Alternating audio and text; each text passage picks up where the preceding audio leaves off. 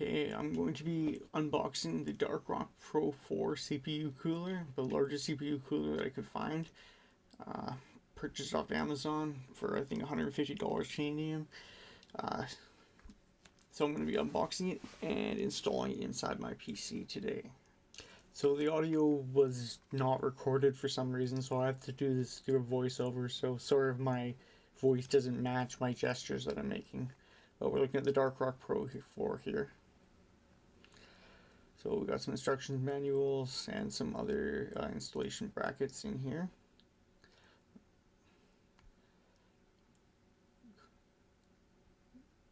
Inside the bags there's mounting hardware for AMD and Intel, and then there's some fan clips as well. They give you two different sizes of fan clips, even though you only need one size.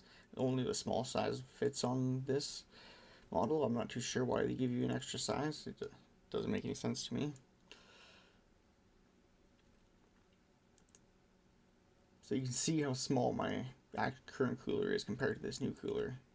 Of course, the new cooler is a lot closer, so it looks a lot bigger. But I'll show it side by side here in a little while.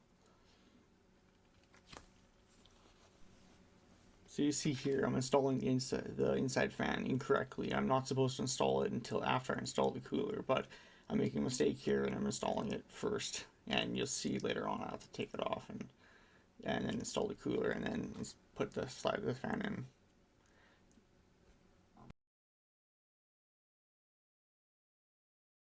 Okay, now to take out the current cooler and mount the new one. It's nice, my PC case just opens up the side of it. It's nice and convenient. It's like the biggest case that you can buy, well, almost buy. Like it can fit 4 radiators in it, and I don't have a single radiator. I'm just using air cooling. So it's got a lot of spare room inside of it right now. So you can see here me fumbling around trying to figure out how to install it. I'll figure out in a second to take the fan off and get to the retention clip underneath it.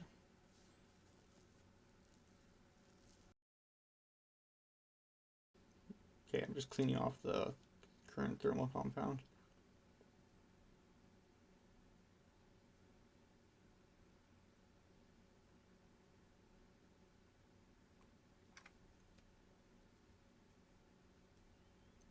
Now look at the hardware to find the AMD mounting hardware.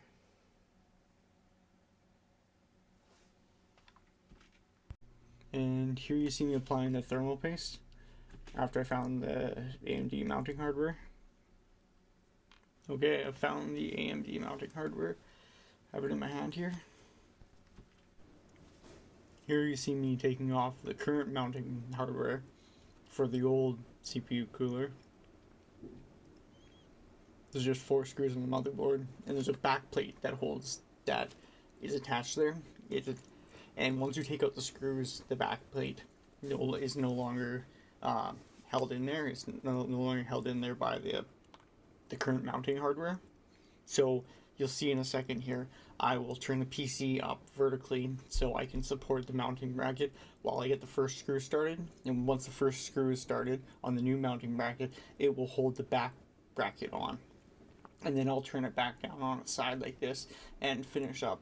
I guess I didn't have to turn the case up on its side. I could have inserted the new mounting bracket on the top one and then just took it off the bottom one, and I would have saved myself so much hassle.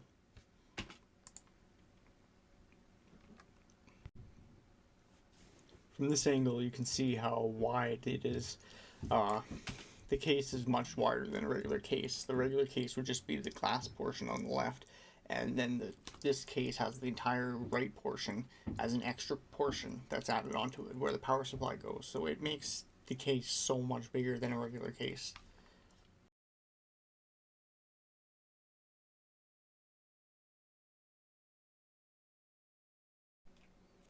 Here I'm installing the bottom mounting bracket. Okay, now it's time to actually install the CPU cooler.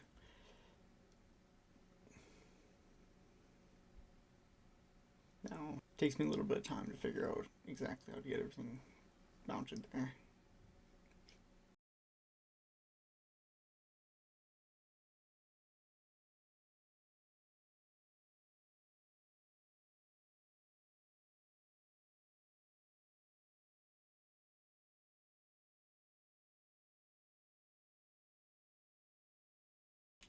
Here you can see me finally figuring out exactly how to get the screws in there.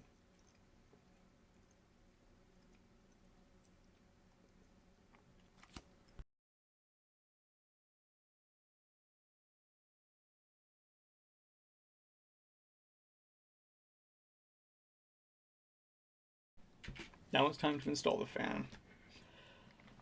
The center fan that goes right in the middle of the unit there. It slides in on either the top or the bottom, or the right or the left in this perspective from this angle. But it won't fit in the top, so I figure out that I have to take out my graphics card to get it in there. So I begin the slow process of getting these little screws undone. Unfortunately, it looks like a bunch of footage got lost at the very end here, where I actually installed the fan. But the process is just taking out the GPU, sliding it off to the side, and then sliding the fan in from the bottom, or the left in this case, and then attaching it with the provided fan mounting clips, and then plugging it in. Basically, there was a split adapter to plug in both fans into the same CPU fans plug on the motherboard, so you can plug both fans into the same slot, and that's about it. So that's the end of this video.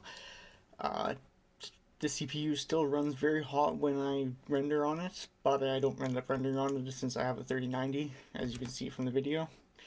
But if I was to use it 100%, it still gets to about 100 degrees Celsius, but it doesn't crash my computer anymore. It was recently, actually, my whole computer was shutting down because the CPU would get too hot with the little cooler that you can kind of see off to the right there.